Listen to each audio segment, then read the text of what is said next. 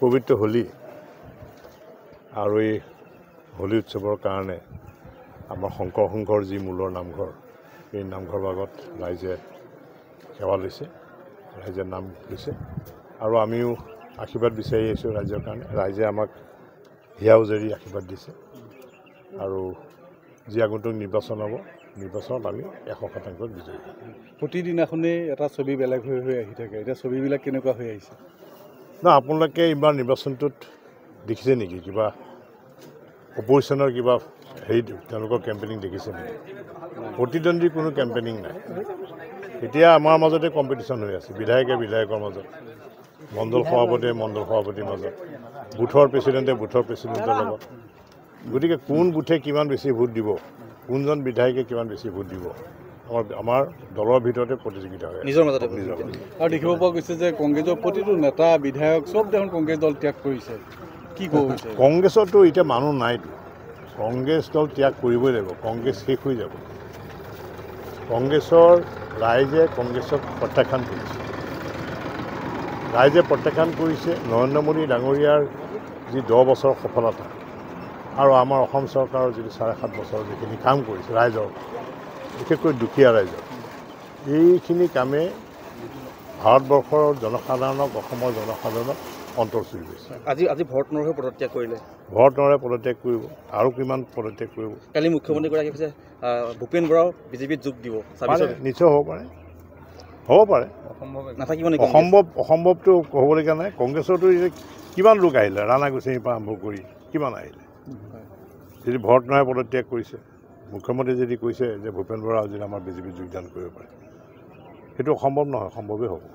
ইফালে BPF দলে শোণিতপুৰ সমষ্টিত তেওঁলোকৰ প্ৰাৰ্থী দিম বুলি কৈছে, যদি প্ৰাৰ্থী দিয়ে বড়ো ভোটত আপোনাক কিয় সমস্যা হ'ব? চাওক, বড়ো ভোট এই চৰকাৰৰ দিনত বড়ো ভাইসকলে যিটো FRC, যি মাটিৰ যিটো পট্টা তেওঁলোকে পালে, এটা দীৰ্ঘদিনীয়া সমস্যা হৈ আছে। কোনো চৰকাৰে এই ব্যৱস্থাটো কৰি দিব পৰা নাছিল।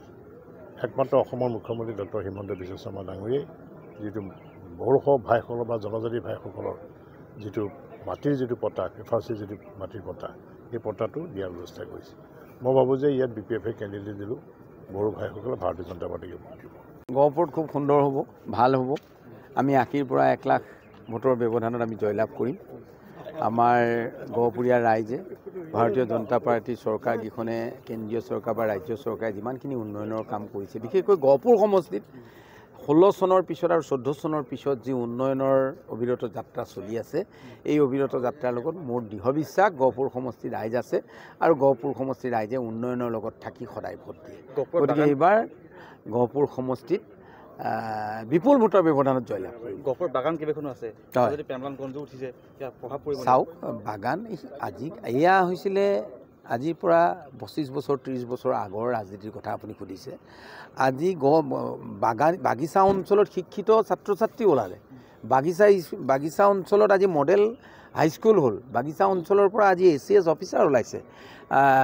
গতিকে আজি বাগিচাৰ মানুহে নাজানে বুলি কিয় ধাৰণা কৰিছে আপোনালোকে?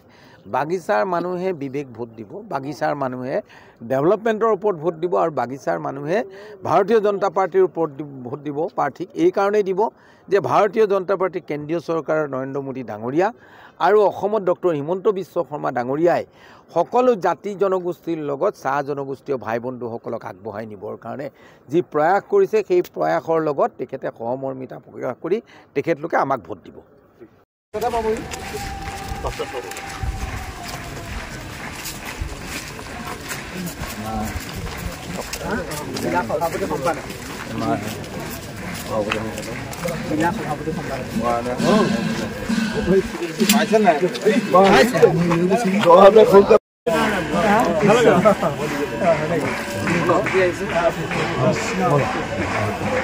প্ৰশান্ত শইকীয়া